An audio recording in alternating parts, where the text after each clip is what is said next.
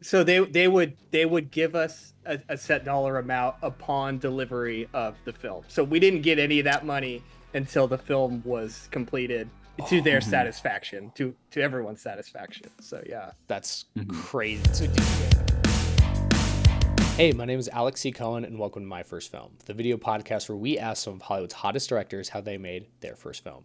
Today, I'm super excited to be joined by the Burghart brothers. This is Jake and Ben, and they made a really incredible debut feature film called Head Count. They had a really successful short as well called Suspense that got into Fantasia Film Festival and can now be seen on Alter, but I'm super excited to talk about this feature because it's another great example of people who went out and made their movie outside of the major filmmaking hubs like LA, New York, Atlanta, etc. These two are a brother directing duo based out of Kansas, and I really love their work. They made this super flashy feature that I think is a lot of fun. It harkens back to Cohen brothers, Tarantino, etc., with a really great cast as well. And it's really a unique story with a lot of good information about how to fundraise and how to distribute your debut feature film. Please stick around to the very end for a quick update on my debut feature, Petunia. And without further ado, here are the Burghart brothers. All right, we are here with Jacob and Ben. How are y'all doing and where are y'all coming in from? We're doing good. I'm live from Kansas City, Kansas. And this has been live in Lawrence, Kansas. So are you guys originally from Kansas? We're originally from Western Kansas, yeah, around Dodge City, a small town called Offerley, about 199 people, which has a small cameo in our movie. So, really small town. That's incredible. And tell me about those early days of filmmaking. Yeah, it's funny because it wasn't, I think a lot of people watch like Spielberg movies or something and they're like, I want to go make movies, and that's kind of their juice to do it. And for us, we just got locked out of the house one day because our mom liked to clean and was like, it's nice to stay outside. And then one day we got locked out with a VHS camera, and we like recorded our dog and cat fighting and did commentary. And then after that, we just kind of kept messing with it and kept doing it for fun. And then that was kind of the genesis of the filmmaking. Yeah, this is way back before YouTube even. So this is on an old VHS-C camera. We're editing in camera, so like stopping when we want the scene to stop, and then hitting play once we've set up or hitting record once we've set up the next scene. Was there anyone else doing that kind of stuff in your guys' town, or were you guys really just two brothers solo dolo? Not at all. Our high school was so small we didn't even have an art class the first year I was there. Like that's you can take like a battle bots class now, I think, in high school. We didn't even have art class. So it was nobody doing anything like this. But that's kind of nice because everybody encouraged us. Everybody thought what we were doing was fun. There wasn't any pressure to live up to anybody else. There wasn't YouTube, making us feel like we weren't any good. We were just having fun, and it was a Yeah. nice community to grow up and do it in. What were those like early shorts like? We did a lot of stuff with Ninja Turtles action Oh yeah. figures, and we would do stop motion animation to make him dance to like Will Smith, because that's when his CDs were coming out. And then we did like some Knight Rider spoofs with like Yeah. a talking car, and then we did some westerns because obviously we had tons of prairie. We could shoot guns and do whatever we want. Is there anything you can pull straight from that time that still feels present in your work today? It's funny because now when we shoot stuff, we don't get to hold the camera. We're not really the actors. So I hope that some of our sense of humor can kind of still get across, and sort of how we like to have kind of jump cuts and sudden cuts and smash cuts. I think that's something that, since we had this linear editing, like smash cuts were really easy to do. Like it's one of the best jokes you could do. So that was a thing that we played around with a lot. So I think if you watch some of our recent shorts or the film, there's smash cuts and weird cuts here and there. Are you thinking about going to film school? Is that on your guys' radar at all? Or... Wish we could have gone to film school. I think that for us to have a career, our parents said, you need to major in something that will make money, and that's not the arts, that's not film. And I understood that. So we both ended up going to the University of Kansas. I got a major in anthropology, actually. And then In environmental studies. yeah. Yeah. But it was at it was at KU that we met some other filmmakers. We met other people who were into film. We took a few film classes here and there for fun, not even part of requirements, just to learn and just for fun. So it was still a good incubator and place to meet people. What we kind of tell people our film school was in the town of Lawrence, where the University of Kansas is, they had a 48-hour film festival that ran twice a year, once in October for horror, then once in the summer. And so we did that for about 8 years. And so that was an amazing experience for, hooking up with other filmmakers and then having a deadline. And, it's much easier to get someone to be like, hey, can you give us 2 days out of your weekend, as opposed to, giving us a month of your life to shoot, like a real film. So we were able to shoot lots of interesting concepts and have a lot of fun and really engage and learn a lot, because they would screen them in front of a live audience, which, that's something we would never. I think the first time we had one of them show at like a theater, we were just so happy it was on the screen. We're like, we're glad they even let us in, like, let alone who cares about winning. So, but then eventually we kind of honed our skills and started getting the top prizes at that particular festival. And then at the end they had a 48-day version, which was like their big send off. And so we had 48 days to make it was either a 15 or 20-minute film. And so that was a great stepping stone for us as well, to kind of go from these short 3 to 5 minutes to go to like a 15 to 20-minute narrative, for sure. It was cool to see other filmmakers progress as well, doing that. All levels, yeah. Of all levels, yeah. I think this festival was great because the year before Ben and I entered, the story was that there was this production company that spent a lot of money, that really went all out, like probably had one of the first generations of Red cameras, and they shot a short that looked great, looked like $1 million, but the short that won was made by a bunch of kids. And so both of you guys kind of do you both currently have day jobs? Yes. Yes, since college. It's never stopped. Yeah. And that's real. And so many people do too. And so just tell me kind of how you guys balance those things. I think to get paid as a director, you have to find an agent, you have to find work, you have to be under an umbrella of other directors within a bigger company. There's ways to get paid being a director, but it's very hard if you're not in LA or a big city. And it's very hard if you don't have a lot of connections too, because a lot of that work, commercial director work, is just through connections and friends and rubbing elbows. So having a 9-to-5 job is the only way we can do it, to support ourselves and just try to eke out time when we can. I think a good thing is that our jobs are still creative, and that I am a motion designer, graphics, a graphic designer, animator. So I'm still knee deep in that world, and Ben does a similar thing at his job. So there's still a chance to flex those muscles and meet people. And through, even through our jobs, through work, if we shoot something for work, we can still start to grow that network. Kansas City's has a lot of ad agencies. And so there's a lot of commercials shot there. They have the Kansas City Chiefs there, and Pat Mahomes, he likes to shoot there. So there's lots of production that happen there that are corporate. And then, all these crew members, they want to get on a creative project and then because they're getting paid so much to be on these corporate projects, they're like, well, I want to support the local arts. I want to flex my creative muscles. So, I'll get paid less to come and, have fun and shoot like an indie film or an indie short. And that's another great asset that we have here in the Kansas City area as well. I just saw that you had gone back to school for graphic design. Can you just tell me a little bit about that decision?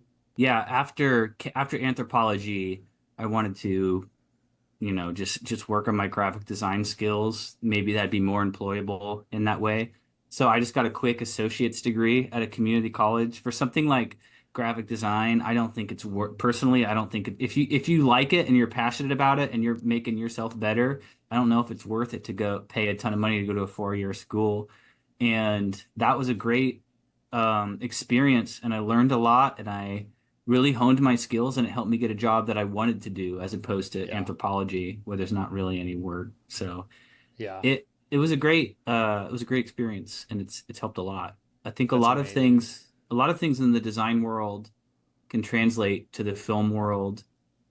Not just, title design and credit design, but, doesn't Compo hurt. yeah, like Mm, composition and color theory and all those kind of things. And we're both editors too, and hmm so we that's a big skill. I'd say, yeah, if if you want to be a good director, it's kind of knowing, how to do all these things to describe. And it's easy for us to describe like what we want because we're graphic designers. We can mock stuff up and visually show people like this is what we're thinking, or edit something quick together and be like, this is what we're thinking for the Make an edit. animatic. Make an Yeah. animatic. All these things just contribute to helping because the whole thing about being a director is you're getting other people to build what you want, and so being able to show people that in the most clear way possible and having the tools to do that is a big thing. And it seems like from what I heard when you guys were working on your debut feature, you're over preparers. Yeah, we storyboarded, we planned every cut, not just every shot, like every cut, like really honing in because we knew we weren't going to have a lot of days. We weren't going to have a lot of time on those days. And we were really ambitious. Sometimes we were doing 40, 45 setups a day. That's crazy. Oh, A that's normal film is nuts. like, 20, Robert Downey Jr. might take three takes and then quit for the day. Yeah. So it's hard to prepare yourself when you haven't done a film before, especially. But the more you can prepare yourself, the better off you'll be because then you get to the actual shooting day and you have to start cutting shots to make your days. And by knowing exactly what you want, you can say, well, I planned for this shot and this shot and this shot, but I know that what I actually need is just this shot. Yeah. And therefore, these can go. I know you guys talked about this 48-day film festival competition. Was that where you guys made the head count short, or was it at one of these normal 48-hour competitions? So there was a 48-hour one right before the 48-day one, and that was the one where we made the head count short, Got it. where we had a local actor come in, and then it's the same concept. It's a guy trying to remember how many bullets, but it's that entire movie in 3 minutes. So we Hmm. still do, there's still some kind of some different plot threads that kind of go throughout the different bullets that get expended and things like that. But that ended up being a great thing to show people to be like, I don't get this. You can get the concept. Like, can you watch this 3 minute video? Like, here's the concept. Like, does it make sense now? They're like, okay, yeah, now I get it. So it's an invaluable resource, really, all of these short films we shot with these concepts. And So you do the head count short, and then there's a bit of a gap before you guys make the short film Suspense, which is really Hmm. successful. Is there anything going on in this time, kind of leading up to I 2020? think our jobs were just starting to kind of kick off that since school had ended, and that was a big part of it. So there was a little bit of moving, a little bit of like getting our feet back on the ground. But mostly what it was is we were trying to get Follow the Leader made, our other horror movie, because we thought, we've got these shorts done, now let's go really hard and try to get this horror movie made. And we had a lot of like false starts, a lot like we tried so many different avenues, and then kind of, this will probably I could probably wait because I'll probably be answer to a future question, but that eventually led to us saying let's just make head count instead. So that whole time was kind of spent, yeah, just editing stuff for fun. Like Ben edited, like we re-edited Star Wars with a bunch of new jokes in it. Ben edited all the Fast and Furious movies into one movie. We were still dicking around, but yeah, and we put a yeah. lot of time and effort into trying to get the Follow the Leader. We were because it takes place in a mall, and so we hired like a location manager, and we were we're not Netflix. We can't call up and say hey, it's Netflix. We'd like to use your mall, and so we had lots of phone calls. We had lots of phone calls where nobody answered, and we just sat there. We're like, well, I guess that meeting got canceled, and so it was pretty painful to be honest.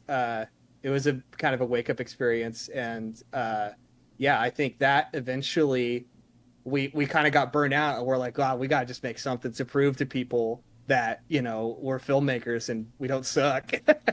And so that's when Suspense came along. And then the seed of that idea was, hey, what if there's a guy in a parachute trapped in the trees, and he's so high up that he can't get down, and then there's something in the forest trying to get him. I want to go back to Follow the Leader for just a second, because I think there's a lot of filmmakers that are in the exact same place you guys were with that project.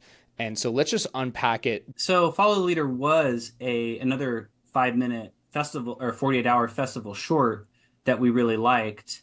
And since it was like only a few characters and it could be in one location, we wrote a script with our friend Josh Stoke, who also helped us write Headcount. We wrote something that we thought, you know, this is something we can shoot, and we just needed to raise money. But that is kind of the lesson we learned, is that it's not necessarily about raising money is important, but there's so many other things that are just as important, if not more important. Yeah, because we did a Kickstarter too, and we did a Kickstarter. Yeah, and we got. I think we set it at 10,000, and we met the goal, and still that's like chump change. Like that doesn't even crack the door open. You know what I mean? But we ended up being smart and kind of using that money eventually towards Headcount. So Suspense got into Fantasia, and then another film, Laura Hasn't Slept, I believe is the name, was in the same competition, and then that ended up turning into Smile, right? Yeah. Mm-hmm, and so, and here's our short, like, and we're like, I don't know, man, ours is pretty good. Like, where's our? We're right. Oh, like, we were so close. Like what? Like they could, like, Blumhouse didn't watch ours. Like, what's the deal? Yeah, so it's frustrating. You get so close. Yeah. So I think another really important thing I've learned is that you think that there are these paths that people take, and you're like, oh my God, why can't that be my path? Why didn't it work for me?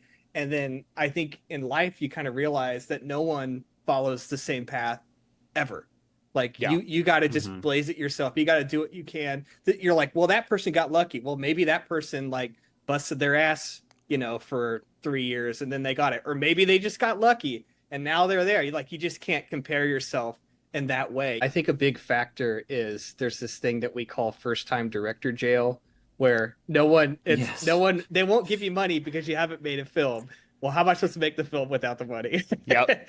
And so I think that we're kind of out of first-time director jail, and the film has had a relatively positive, embrace, I think, and I think those kind of things aren't going to necessarily guarantee anything, but it'll certainly, maybe it might push someone who might be hesitant. They might be like, oh, look, they made this film for not that much money and it looks great. Tell me about Fantasia. Here's what I can say. COVID sucks. Yep. We didn't get to go to a single festival. This was the biggest success we've had our whole career.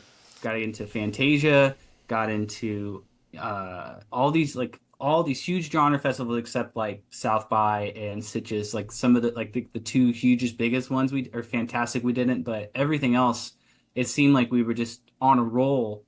And yeah, all virtual. It's so frustrating, but it's still nice to at least be a part of it.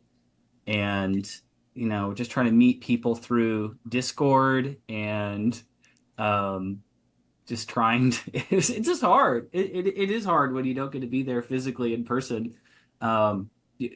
I try not to think too hard about what would be different if it had been. I think a good way to kind of wrap up this conversation is you guys did get a really great distribution for that short on Alter, right? I believe they reached out to us. They had, I think they had seen it at one of the festivals, and then they asked, hey, can we host this on our channel? And then we said, yes, if we can stylize your Alter logo, because they do like a little like Alter like in the side, and we're like, that's gonna need to be stylized into the into the film so that it matches. And so then they did that, and then I think they like re-uploaded it like a couple months ago, and then I think they put the little sticker thing on there, and I'm like, no. But no, they were very nice, and that's a cool community. A lot of people get excited about the videos they post. Other films, they'll hit 1 million views, and we didn't. Ours, people like it. It didn't catch fire in that scenario either. And so we're like, oh man, like that didn't. So it's tough because you always think there's going to be some break, and like maybe that just never happens. You just keep building up and doing better. And I think wishing and praying for some break, like it's you're gonna be heartbroken. You just got to keep going. Totally. Yeah, it may not be a grand slam home run. It may be a bunch of foul, maybe like 200 foul balls, you know, until you get there. Yeah. You just got to get yourself on base. I love it. And so you guys are working so hard to get a feature off the ground, and then one day you look at each other and you say, how about we turn Headcount into a feature instead? Can you tell me what that day was like and how that process started?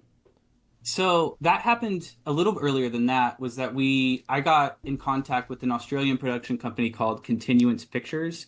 Where I was still shopping, follow the leader around. It's like, are you interested? Take a look at this. Take a look at this. And bless them, they actually looked at it and said, this is cool.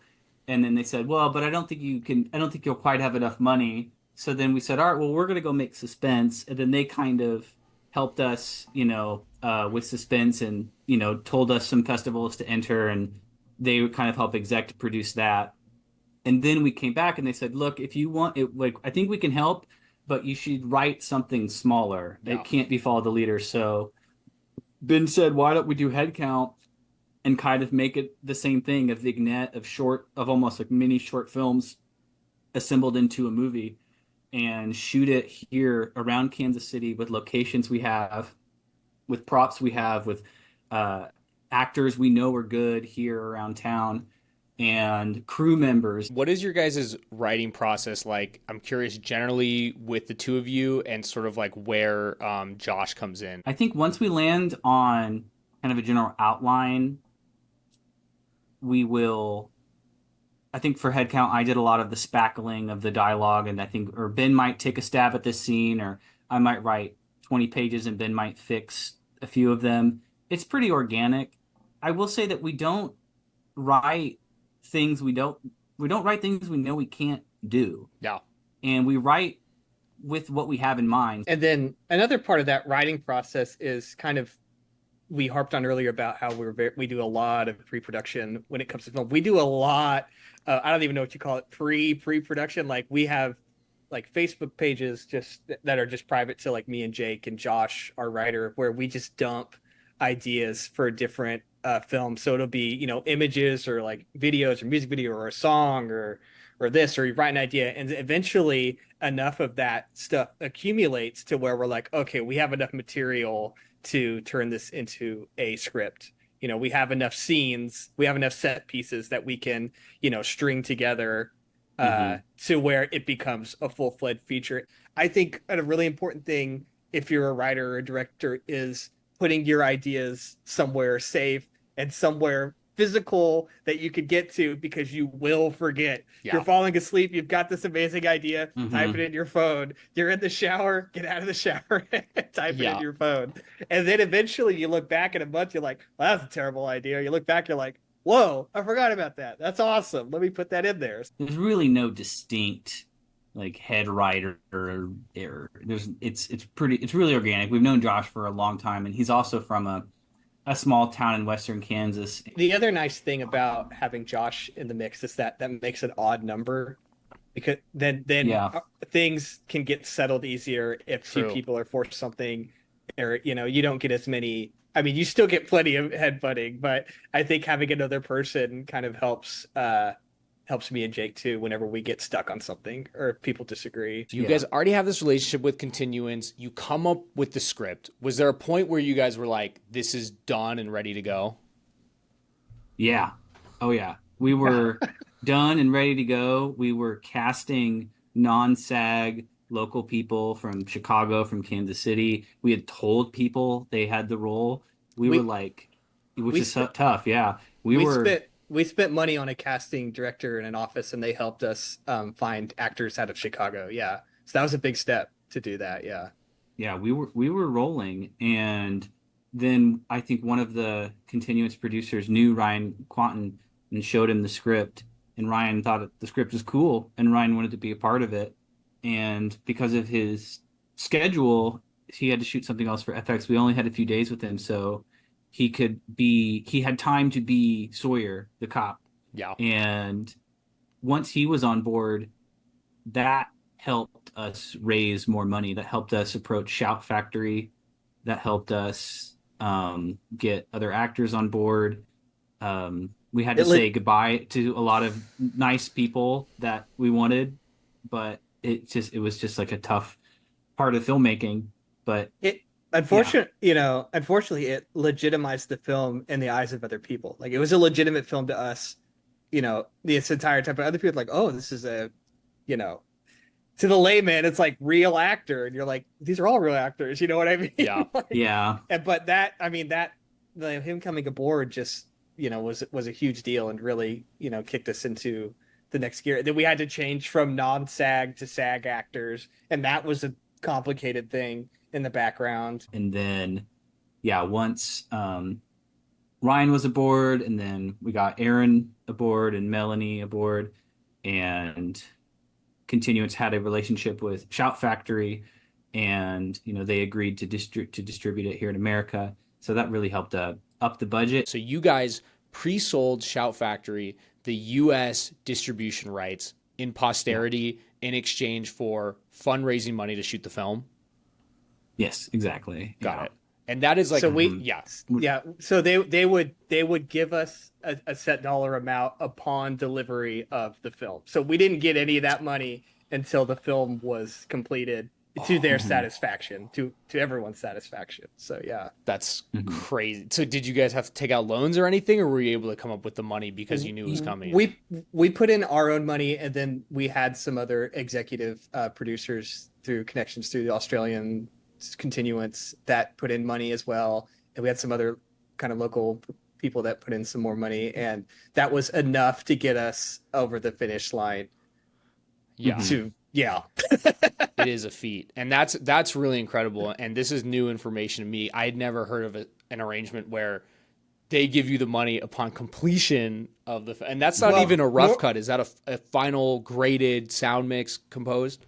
Yeah, we didn't. That money didn't hit the bank account until the final delivery. But I might get this all wrong, but what I believe people do is that a distributor like Shout Factory will be like, I will give you, like, let's just say $7 million.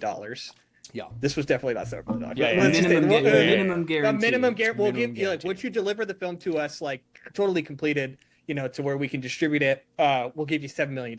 And then they give you a contract. And you're like, okay. Then you take that to, like, another party. Yeah. And we're like, hey, we're going to get this money from them. Will you loan us money? And then they will loan you money, but then they get a percentage of that. Bonding company, yeah. And so then you get the bonding company's money to shoot the film. And then you give it to Shout Factory, and then Shout Factory gives you that money. Then you got to give that money back to the bond plus whatever cut they want. And so you're borrowing off of something that doesn't technically exist yet. So it can get really scary and really sticky, and we didn't want to be in that situation. Yeah. But you get lots of offers. A lot of these places are like, hey, this is a great way to do it, and you're like, man, I don't know. So you got to be smart, and I think there's people out there with good intentions that want to make good films, and there's people with bad intentions that don't. So there you go. Being in genre helps a lot because there's a lot of overseas market for genre. That's a big part of it. It has to be a horror. Western's really hard. France likes Westerns for some reason, but if it's a horror, that's the big one, I would say. If you're just making like a domestic drama, good luck, And I think that when you're writing a movie, don't write something that's going to be like, you don't have to write something that's going to be fluff for the actor, like sucking up to them. Write something that's like challenging for them, fun for them, and also like gets to let them look cool too.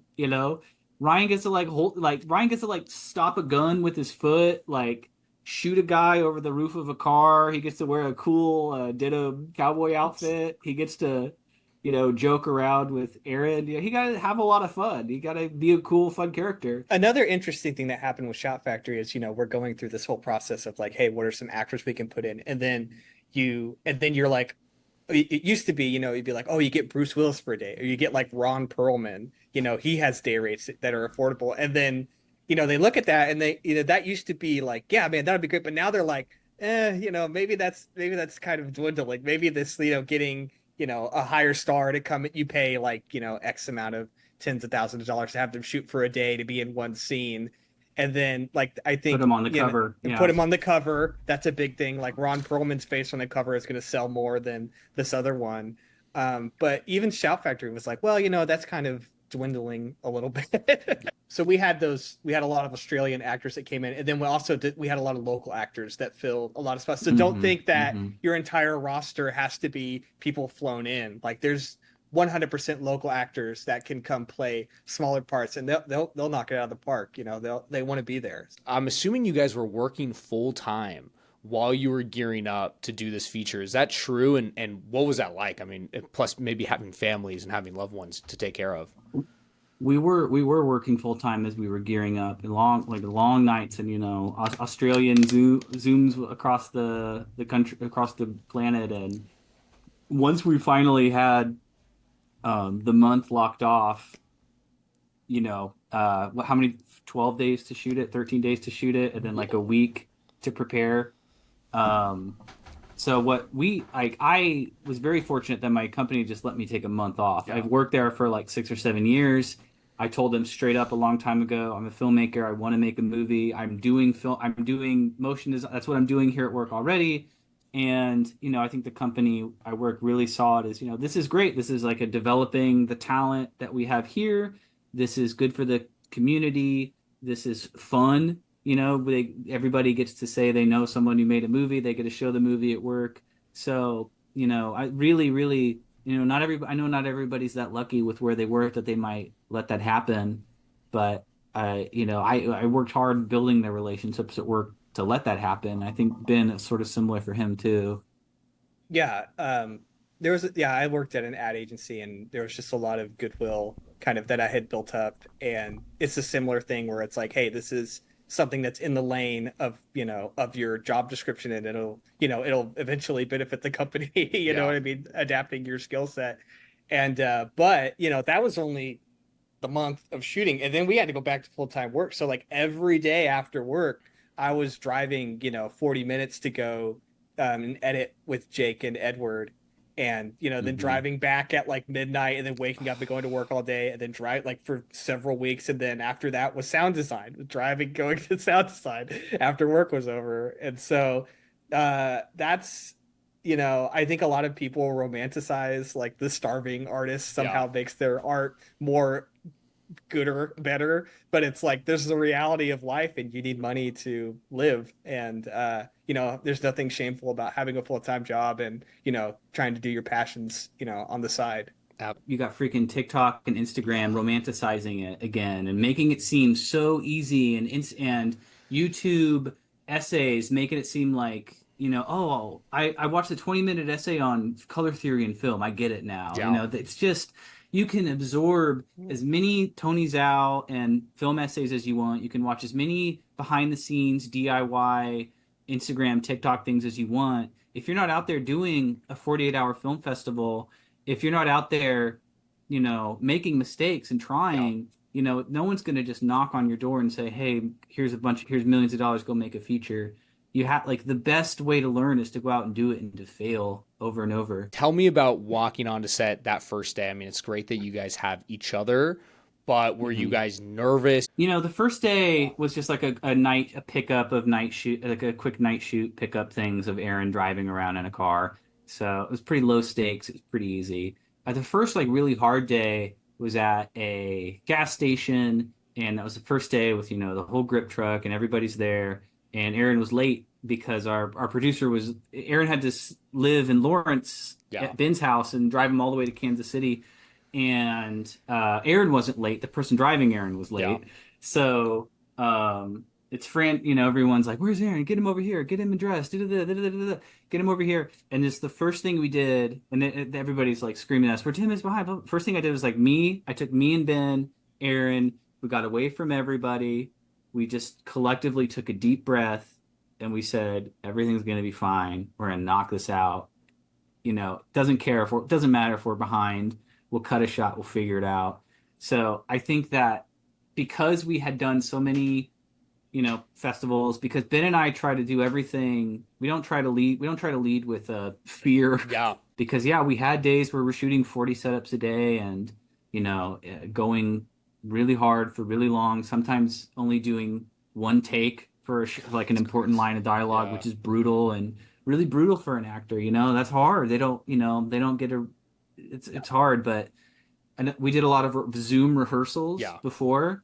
We ran through the script multiple times. Everybody had to run through it with their partners multiple times, and that was invaluable. There's improvising, get those ideas out on the Zoom. There's not a lot of time to improvise on set. And I think once everybody gets confidence that Ben and I's shot list is ticking off, that we're getting the coverage what we want, I think Jake was right. Just be positive, try to stay calm. Like hopefully like some of the biggest stress points are like scheduling like beforehand, because so much gets moved around. Locations come and go. You can only have locations on these days, but this actor can only be there these days. Well, these two actors they're in a scene together, but they can't meet anytime this week. And you're like, oh my God. So hopefully, we had some other unfortunate, like we had an actor had to drop out like the day before, and so we had to get an actor for an important character the night before. He had to be there the next day to shoot, and we're like, oh my God. The brother character, So as a director, you're just fielding so many questions, and there's so much happening, and it's intense. Like, I'm not gonna lie, it's super, super intense. What's your guys' dynamic like working with actors and working with your DP? Like, since when we were kids, it's like I'm older, so I get to run the camera, and that's just So now here we are, 30 years later, and it's like I'm still kind of behind the camera, helping the DP, helping frame up shots, helping the production designer stage the shot, being a pain in the ass about lighting details and things, and saying I don't want to spend an hour setting up a dolly track. Let's get the Steadicam guy out here. So I'm a little more behind the camera, and Ben, with his little bit more acting background, a little more friendlier and easier to talk to, and a little less shy. Ben's much better wrangling the actors and getting them into the headspace and helping them with their lines and hit their marks. Yeah, but those can flip on a day. Those can flip on a day. I have to say, we like our story, like we both like the story, like the full storyboard. Like each one of us will like storyboard like a whole scene, and then it'll be like, okay, Jake storyboarded this scene, so like he's gonna kind of know more of the blocking, or it's like, okay, I storyboarded the scene, so I'm gonna know more of like what I want and how I want the movement to be, the camera movement. And what camera and lenses did you guys use? It looked gorgeous. It was a was it Lomo Anamorphics? Was that right? Lomo I'm Googling. Yeah. I think that's what we used.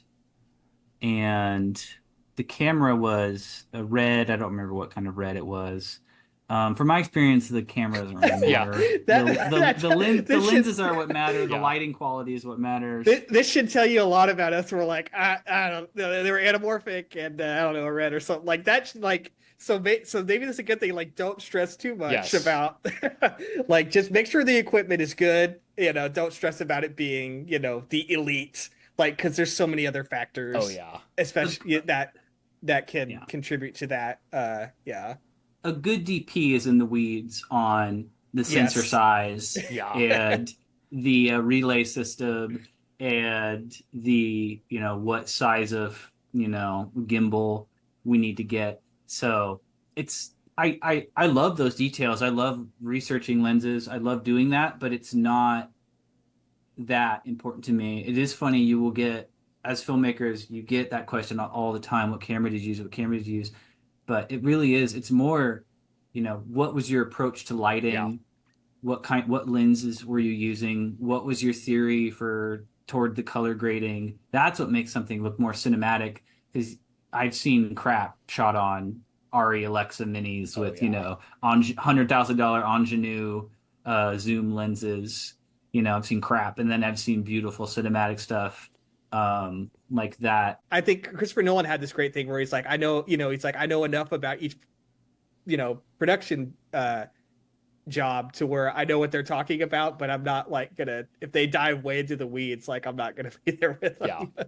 It's not the director's job. I think you're doing your heads a disservice telling them exactly what to shoot on, because that means you kind of don't trust them in a way, or so. For those little kids running around with cameras in Kansas right now, what can you tell those kids? What's a piece of advice you could give them if they want to be filmmakers? I should say, do it for fun, not for the views. I would say get a crappy DSLR with as many different lenses as you can and a GoPro, and you'll have more fun exploring the language of cinema with those than with an iPhone. And just try to show your work to people in person, and not just upload it and say, this is who I am. Get a group of people together, play it on a screen, get a projector, do it for fun. Don't do it because you think that you're going to instantly blow up, because you won't, because it's hard. You might, it's hard. And just know what you like too. And it's okay to like kind of copy who you like until you can kind of start to develop your own voice. And the 48-hour film festivals are great. So, except in I don't LA. know, Ben, do you have anything else? Yeah. Don't be ashamed, like when you're younger, to copy, to try to emulate another director or anything like that, because eventually, if you keep at it, eventually you're pulling from so many different directors that you end up becoming your own thing, your own concoction. Can you give us a hint at what you are working on next? Is it Follow the Leader? Is it something else in the works? It's Head Count 2, and it's like, but it's 2 machine guns, so it's like 200 bullets. So it's like 200 memories. To remember. We're still trying to make Follow the Leader. That was the whole point of Head Count, was so that we could make Follow the Leader. So we're gonna keep banging doors and doing whatever we can and showing this movie to people until we reach another dead end, and in which case we have a bunch of other ideas that we might go try to shoot and make. But there are a lot of filmmakers who shoot 3 movies a year, 2 movies a year, 1 movie. Like, we take our Head Count also looks good and is good because we took our time, and it's okay to take your time and for there to be years between projects if it means you're working on it to be as good as it can be, because that takes time. It's like the cheap, fast, and good thing. Absolutely. Yeah. Well, people can see Suspense on YouTube if you check out Alter's YouTube channel, and that is a great short. I recommend everyone try to check it out. And then I was able to see Head Count on Stars. I have a Stars subscription. It came in clutch. You do. You're one of those guys. It came in clutch. Well, my fiance's family has every subscription somehow, so I'm very spoiled. But otherwise, how can people find the film? It's on all kinds of streaming services. It's on Amazon. It's on Apple. I believe it's on Redbox. You can get it. It's on. You can buy it. You can buy it on YouTube, or you can rent it on YouTube. Basically, just Google Head Count 2003, because there's another one. 2023. Don't watch the wrong one. Like our main actor Aaron, his family watched the wrong movie, like, and then I was like, didn't they notice that you're the star and you were in it after like 30 minutes in? And he's like, I don't know. Crazy. Don't watch the wrong one and then leave a review for their movie on our Letterboxd or our Rotten Tomatoes. Exactly. Yeah, not cool. And if you can afford to do so, please buy or rent the movie, because that money goes back to the filmmakers, and it's more likely, if they have more money in their pockets, man, they can go make some more stuff. They can make Follow the Leader. Yeah. So if everyone buys it. I forgot to say it has a DVD release, and it has a director's commentary too that you can listen to. So the director's commentary is much more unfiltered and has, if you want to know way more about getting the movie made and how to get a movie made, and just want to hear us blabber and it's a good time. So I'd encourage Yeah, it. that sounds You know, incredible. it's like a whole other movie. Yeah, physical media, guys. It's important. Don't forget about it. And then if people want to find you guys on socials, DM you, get in your grill, where can people find y'all?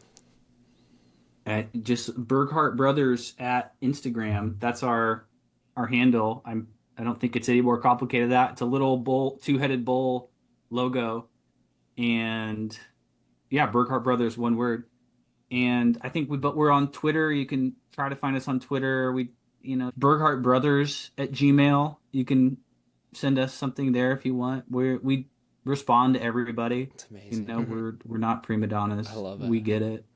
Go find them. We get it. Go check their stuff out. I'm super excited to see what y'all do next, and I really appreciate your guys' time. Thank you guys for helping to demystify it for new audiences. I appreciate y'all. Awesome. Totally. All right, talk soon. That was such a great conversation with the Burghart brothers. I really love, they just cracked that thing open and they were so honest about their process. And what's so incredible and unique about them is that they managed to keep their full-time jobs. That whole time, production, post, pre, everything, they are still working those jobs, which is nothing short of a miracle. But this has been on my mind because I'm getting married in 10 days. So I'm taking a little bit of time for myself. I'm taking a little pause on Petunia, but I'm still writing. I'm still staying creative. And I have all my ducks in a row so that right after the wedding, I can get after it and go make this movie a reality. I just want to give gratitude to everyone watching who's encouraging me, helping me get into this rhythm and get ready to get after it and make my debut feature film. Please make sure to check us out on socials at My First Film Pod. Check out our website, myfirstfilmpod.com, and check out provideocoalition.com for other great online filmmaking resources. Gratitude to Kenny McMillan, Avery Pascal, Leonardo Trejo Bien, and Mackenzie Malley for making this podcast a reality. We'll see you on the next one.